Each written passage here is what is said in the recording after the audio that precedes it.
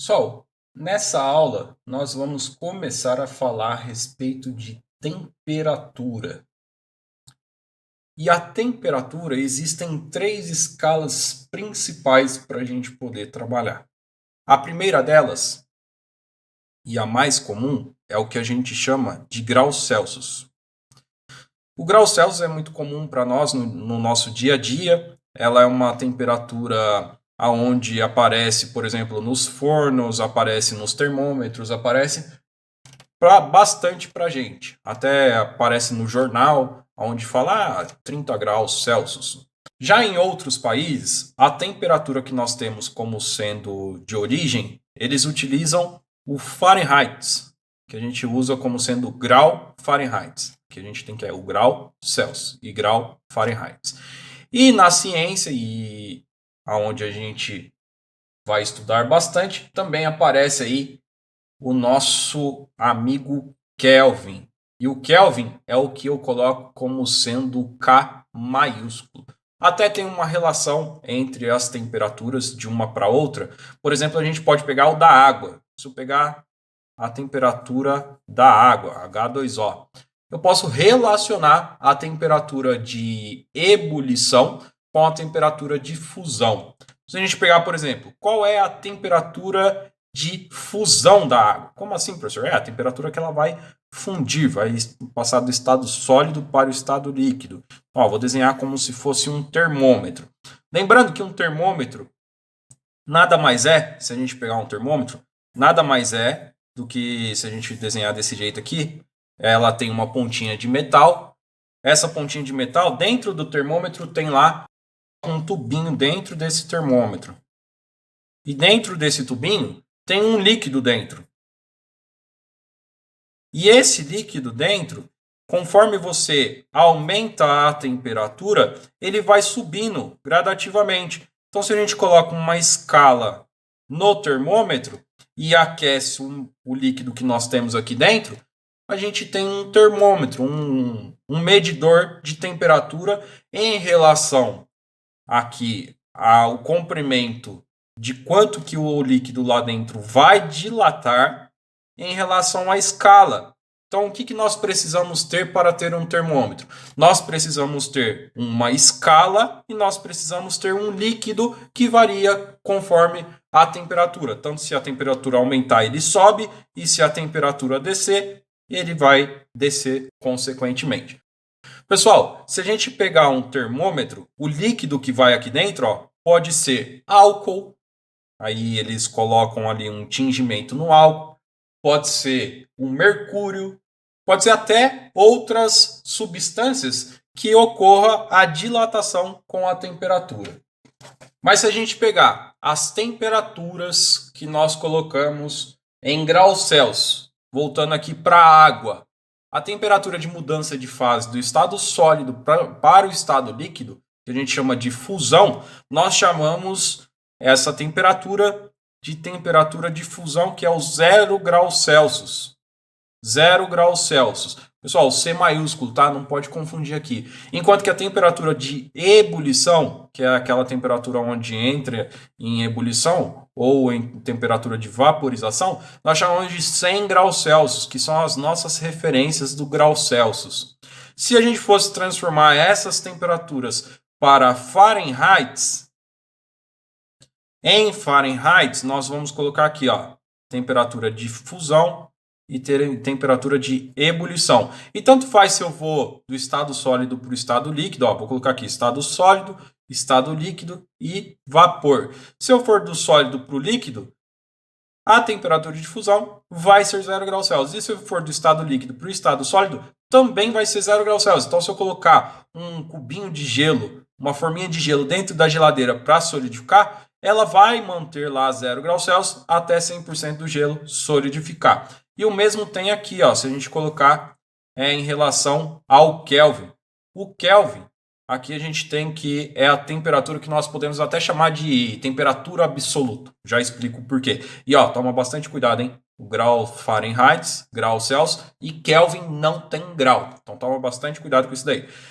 A temperatura de solidificação ou fusão da água em Fahrenheit, nós vamos colocar que é o 32 graus Fahrenheit, que é a parte de baixo aqui, ó. Isso daqui, 32 graus Fahrenheit.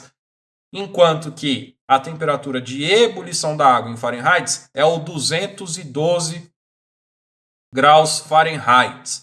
Já no Kelvin, nós temos que a 0 graus Celsius, nós vamos ter que é 273 Kelvin. Pessoal, K maiúsculo, toma cuidado. É diferente, por exemplo, do K que a gente tem do quilograma. Olha aqui, ó, o K do quilograma, a perninha aqui é maior, porque esse K aqui é minúsculo, enquanto que esse K é maiúsculo. E aqui, ó, a temperatura de ebulição da água, nós vamos ter que é o 373 Kelvin. Pessoal, o Kelvin nós temos que é a temperatura de escala absoluta de temperatura. Por quê? Nós podemos associar a temperatura com a energia que é interna do material. Por exemplo, se eu tenho a água, lá dentro, se eu pegar um copo de água ou pegar um sólido, qualquer coisa, qualquer matéria sempre vai ter átomos dentro dele. E esses átomos, eles acabam vibrando. E tem uma associação com a energia de movimento, se a gente pegar, porque ele acaba vibrando de um lado para o outro. Ele faz assim, ó. Tchu, tchu, tchu, tchu. Então essa parte aqui que está vibrando, movimenta de um lado para o outro, os átomos está associado com a energia que nós chamamos de energia cinética. Então, quanto maior energia cinética, que é a energia de movimento, quanto maior a energia cinética, maior vai ser a temperatura do nosso corpo. Só que se a gente pegar, por exemplo, na escala Kelvin, se a gente descer essa escala lá embaixo e chegar no 0 kelvins, o 0 kelvins, nós vamos ter que a energia cinética das moléculas é aproximadamente zero. O que isso corresponde? Corresponde que as moléculas não têm movimento.